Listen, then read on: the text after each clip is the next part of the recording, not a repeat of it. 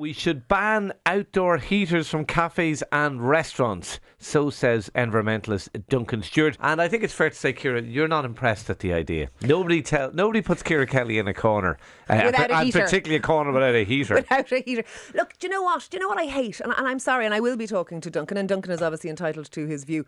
But here's the thing: the COVID restrictions and the COVID shaming has just, finished. People gathering on the streets together, and now we have heat shaming. Oh, we'll be soon looking at people's chimneys. They lit the fire in number 12 yesterday, and now we can't have outdoor heaters. And by the way, we're coming into the winter, there'll be another surge, and so people will be socialising again outdoors and all that kind of stuff. And now we're not even allowed to be warm.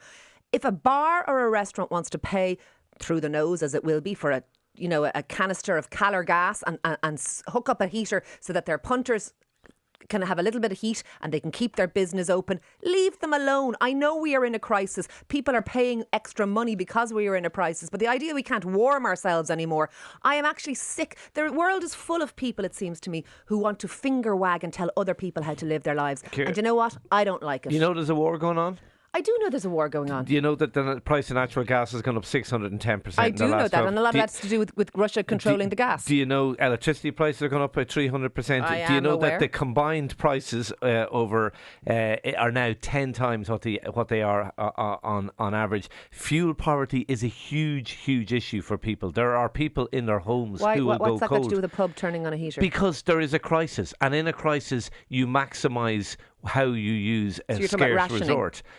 Well, yeah, in effect, yeah. Like, would you have opposed rationing in World War II on the basis that, I don't like being told what to do? Sometimes we need to be told. World War II No, well, sorry. I think we're going to have butter shaming as well any minute now. No, but sorry, people are going to go cold this winter in their homes. We know that for a fact. In the UK alone, they reckon 8.5 million people are at risk of fuel poverty in the UK alone. So here it'll be hundreds of thousands of people at risk of fuel poverty. And that is why we have 600 euros in energy credits, and we've extended the fuel allowance, etc., etc., etc. Yeah, but Ciara, there's a scarce product, and you're saying burn it off into the air and be damned with it. No, I'm just not. on the basis that I don't like being told what to do. No, I'm not saying that, but I'm saying if a bar or a restaurant wants to pay the high prices that are reflective of all the things you've just said and heat their punters and keep their business more open to it than that, and though. warm It's people. a scarce product. It is a scarce product. There is more.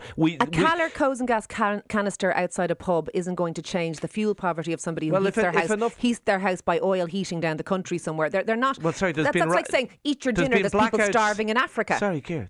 There already has been blackouts in cities across Europe already. It's nothing to do with Calor gas. No, but there is a lack of energy supply. There is shortage of energy supply. So of course it does matter. Look, you and I fall into different categories in this. I don't like being told what to do. I don't like big state. I don't like people wanting to control how people live their lives unnecessarily. I have always but that's been not willing, a reason like for I was not doing COVID. the right thing. It's that's not the right reason. thing. That's I've always been willing to do what's necessary, but doing what's unnecessary to be good boys and Ciara, good girls is a pain in the ass.